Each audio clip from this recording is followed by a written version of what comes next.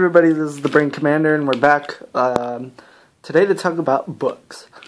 A lot of people don't really like reading because they feel like spending that much time reading a bunch of words on like a million pieces of paper isn't worth your time. And actually, I can say that's partially true, just because there's a lot of books that just aren't worth it. I mean, it does depend on what you enjoy, but for me, I feel like a lot of people don't read because, I mean, for people to read, it's got to look good, it's got to be enticing, and the story has to keep you in it. It can't just be, one good thing and then a bunch of filler, because usually a story needs to be a roller coaster, right? You go up, down, all around, twisty, twirly, all over the place, right? So it seems to me that a lot of books out there today just don't really do that. They just kind of have, it's almost like a kiddie coaster, you go up once, you have kind of a slow ride, and then you go up second time, slow ride, and then finally 1/3 little, bump in the road that you're a little bit happy about, and then it ends, and you're like, dang, there were only like 3 good things in this book. So, I was thinking I would tell you about some cool stuff. So let's talk about some really cool books that anyone, reader or not, should try. Even if you don't really care about reading, you should care because of how much you can learn and grow, as well as travel to new places or just kill some time for the benefit of your brain. Because some of the, of course there are books that are really smart and deserve your attention. So first up is my all-time favorite book, The First Men in the Moon by H.G. Wells. H.G. Wells is by far my favorite author who has had so many creative and original ideas. His book, First Men in the Moon, captures the meaning of mystery, journeying into the unknown, and a really satisfying but somewhat surprising ending. I love it when an author can create something so different that even today no one can really seem to create anything quite like it. From intelligent dialogue to shocking events, this is a book no one should pass up. This is what space exploration means to me, really. And next up is my second favorite book called War of the Worlds, also by H.G. Wells. Another mind-bending sci-fi classic. No movie or amount of discussion can really come close to doing the actual book justice. With a riveting story and details that most overlook, this novel is a close second to The First Men in the Moon.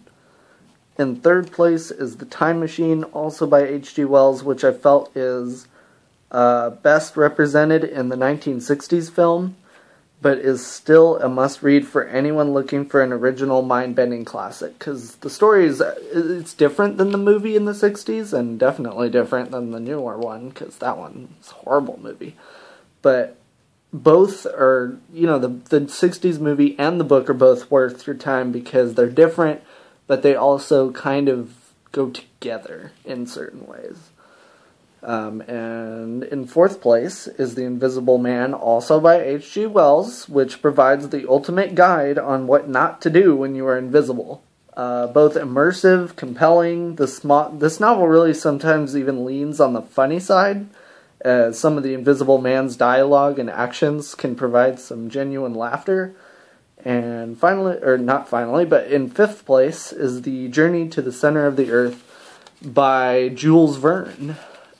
His finest work, in my opinion, Journey to the Center of the Earth, simply cannot be accurately represented in the movies out there at this time. Dwayne "The Rock" Johnson is not really a professor, necessarily, so let's just skip those movies. It's not really worth your time. The book is way better, and has nothing to do with whatever Dwayne Johnson made. Not that I hated him, it just, those movies were kind of boring and, in my opinion, a little bit stupid, but the book is very intelligent and deserves your time, and really everything that happens in the book is super different than what happens in the movies. I actually haven't watched the older ones, so maybe an old movie does it justice, but I think maybe I started it and didn't like it, so let's continue. The story is so much more meaningful and interesting than what you may think. In sixth place is another book that needs to be read to be understood, called 20,000 Leagues Under the Sea by Jules Verne. If you don't already know, Jules Verne's novels weren't really meant to be just stories only. They were actually the encyclopedias of his time. Verne let some of the kind of like listings of artifacts and sea life get in the way of the story as a whole, just because, he was trying to make an encyclopedia. I mean, it's pretty cool if you think about it. I mean, I didn't read all of them because some of them, it wasn't as much story as it was encyclopedia. But still, if you think about it, it was like 60-something novels that were literally novels and stories, but were encyclopedias too. I think that's just one of the coolest ideas ever. But don't let that get in the way of you enjoying the story itself.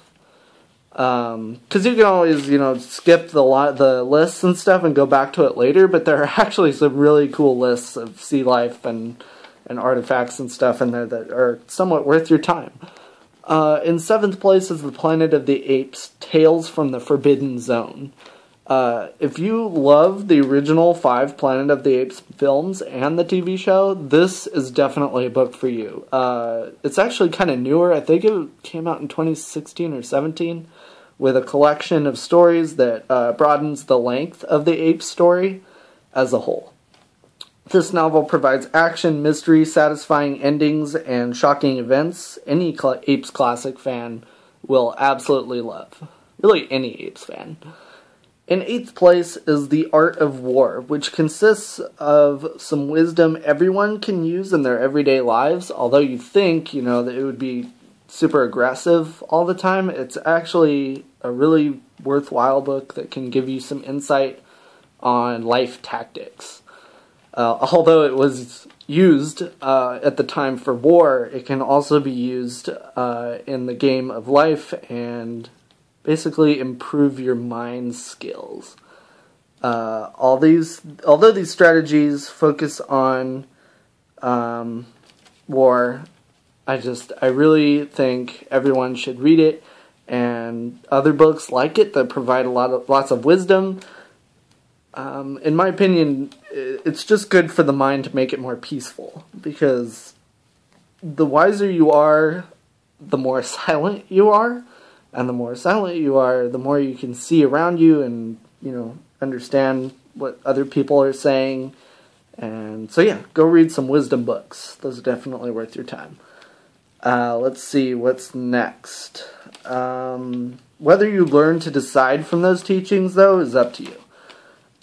In ninth place is Darth Plagueis, a Star Wars novel that is not canon,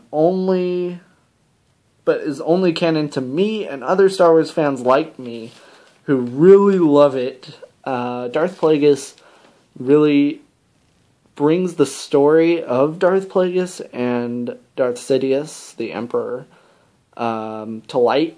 And really, there's nothing in it that, is not canon, in my opinion, because Disney just did that to be lazy. They didn't want to go back and read anything. And I mean, I understand the ones where it talks about alternate versions of episodes 7 and 8 and stuff, where Luke is training these different people and Leia has a different husband and all this stuff. So yeah, I understand that, but go back and read these books, the books that matter, the ones that that don't have anything that go against Disney. I mean, they should be canon. I mean, James Luceno wrote those, and, well, some of them. And James Luceno really stays, clear of making anything that would later be made into a movie or anything that could go against Disney canon. So I definitely read Darth Plagueis. It's definitely a thrilling and satisfying novel. It's basically a prequel it's like a big fat gold bar for fans of the prequels. In 10th place, we have Star Wars Phasma, a must-read for anyone in the Star Wars community who doubts the necessity of Captain Phasma.